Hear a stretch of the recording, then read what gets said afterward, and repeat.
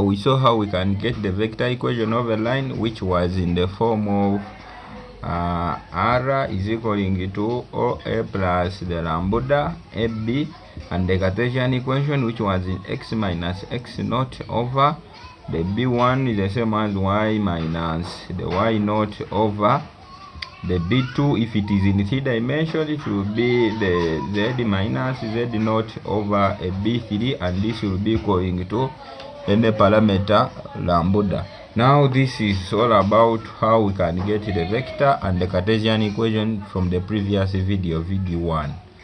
Now in video 2 we are going to talk about the point of intersection of lines. Now what our main focus will be about the point of intersection of lines, and mainly these are 2 lines. Now when 2 lines are intersecting, like as we said before, that if we have a line, will move like that. Now if a line moves, it will always have a direction vector along with it, and we call this one b1 if this is a line what?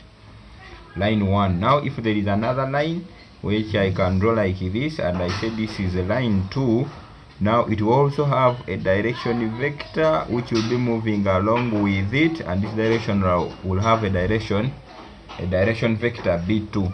Now as we see that the point, these ones, the 2 lines are intersecting, the angle in the point of intersection is this angle, I can call it theta. Now the point where they are intersecting, mainly they are intersecting at this point. Now at this point of intersection, line 1 has to be equaling to the line 2. That is the what? The criteria. And if you see here the angle, this angle is like the angle is in between b1 and b2. Now this is the angle in between these 2 lines. Now this information will guide us in getting the point of intersection of lines and the angle in between the lines. Now that one we can now dive to go to now some calculations. Now I'm going to formulate a line. I don't know whether it will have something which we are required of, like it will intersect or not.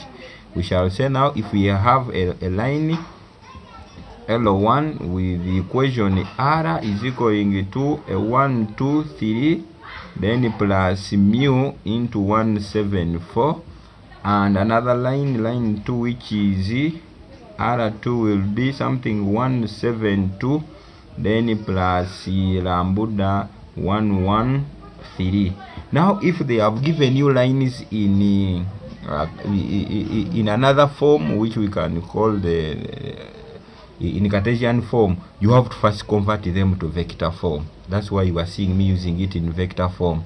Now you can summarize that your line R1, we want to summarize it and we make it in a whole bracket like this, because R1 is, it has 1 plus mu, but here it has 1, the same as when you have a 1 plus a mu. This one is the same as 2 plus 7 times mu. Now this is 2 plus 7 mu. Now we go to this one, 3 plus 4 mu, 3 plus a 4 mu. Now that is line 1. Now we go for line 2. It is the same way. We want to add this, we make it a full bracket, 1 plus 1 mu, 1 plus mu. Then the next one will be a 7 plus mu also. Then the next one will be a 2 plus a 3 mu. Now these are the 2 lines we are having. One line is this, another line is this. Now at the point of intersection, those 2 lines are the same. Now at the point of intersection, what I will do, I will say that R1 will be equaling to R2, just that. Then I'll put in what is R1. R1 will be 1 plus mu, then 2 plus 7 mu, then 3 plus 4 mu. This one will be equaling to R2, 1 plus mu, 7 plus these are lambdas. Now 2 plus 3 lambda. Now we have our thing like this. Now if these 2 are equal, now it means they have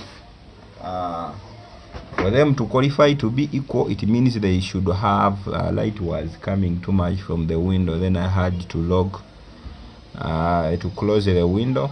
Now if this and this are equal, it means this upper part is the same as the other, this is the same as this one down is the same as the one down. So what we shall be doing, that 1 plus mu will be equaling to 1 plus lambda, equation 1. Then a 2 plus a 7 mu will be equaling to a 7 plus lambda. This is equation 2. Now this is the proof equation. This is a 3 plus a 4 mu will be equaling to a 2 plus a 3 lambda, equation 3. It's where we shall prove from. If this one comes out true, that this side is equal to this, now it means these two lines intersect. If it fails, then they will not intersect. Then you use this equation 1 and equation 2 to get the value of lambda and mu, just that. And you can formulate the two simultaneous equations, like here you'll have from equation 1 plus mu will be equaling to 1 plus lambda. Take lambda this side, this one can cross out to this side, and we say that mu will be equaling to lambda in the equation 1. You can call this one now star 1. Then in equation 2 it is 2 plus 7 mu is equaling to a 7 plus lambda, just like that. But in the equation 1 we have seen that mu is lambda. Substitute mu is lambda in this equation. This shall have a 2 plus 7 lambda will be equaling to a 7 plus lambda. You take the lambda this side, collecting like terms. Then you take the other on the other side. We shall have 7 lambda minus lambda will be equaling to a 7 minus 2. This will be 6 lambda, as it is equaling to something like 5. Now when you divide it through, you'll have lambda as 5 by 6, and we said lambda is equaling to mu, it means also mu is 5 by 6. Now we have obtained our lambda is 5 by 6 and our mu is also 5 by 6. Now we put lambda and mu in equation 3, which we said it is our proof equation. Now if it is not equal, now we shall say those things are not true. Now in our proof equation we said that the 3 plus a 4 mu will be equaling to a 2 plus a 3 mu, a 3 lambda. Now we have like that, but we have seen that lambda is mu and that is 5 by 6. Shall have a 3 plus 4 into 5 by 6, which will be equaling to a 2 plus a 3 into 5 by 6. Now here it will be 3. Now if you use your calculators, you will see that this side will not be equaling to this side, because this side the answer might be 10, 12, something like that.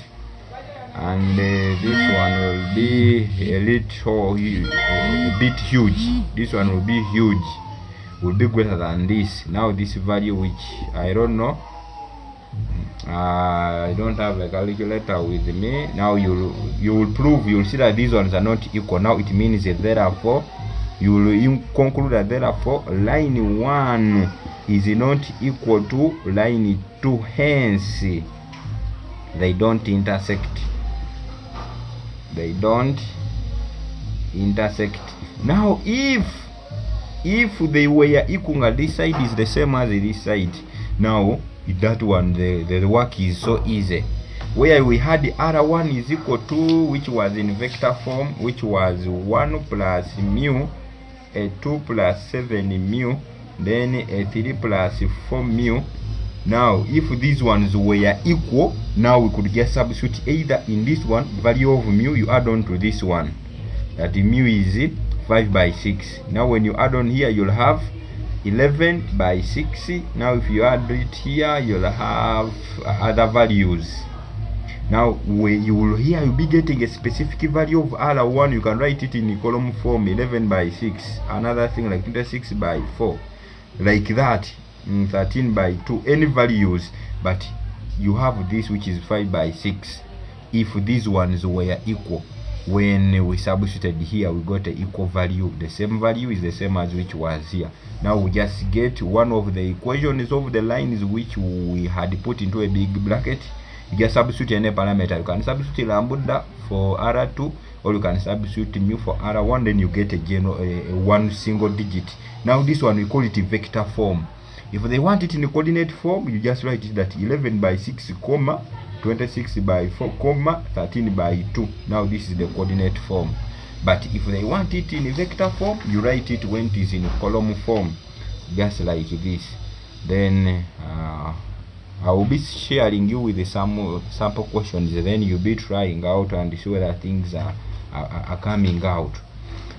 Now that is all about when we talk about the angle between two lines. Then in the next video we shall talk about, this is the point of intersection of lines.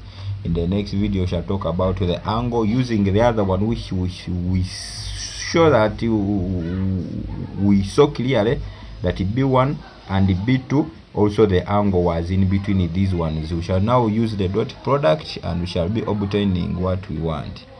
Thank you. We meet in the next video.